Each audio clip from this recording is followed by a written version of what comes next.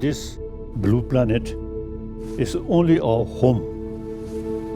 Next 1 decade or 2 decades, I will go.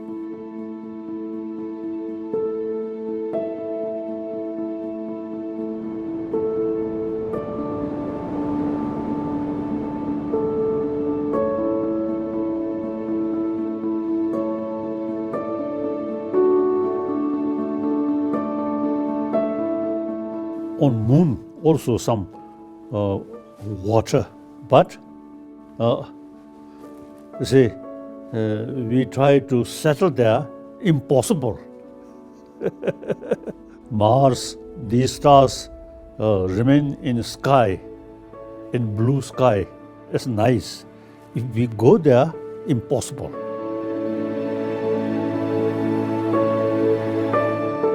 In India, vegetarianism in 1,000 years.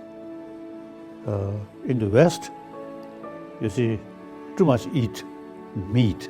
Not only is it a question of a sense of sort of love these animals, but itself, you see, very bad for ecology. Of course, we Tibetan also a non-vegetarian, but we decided most of our monastic institution now stop serving meat. For health viewpoint also, vegetarian is very, very suitable, very good.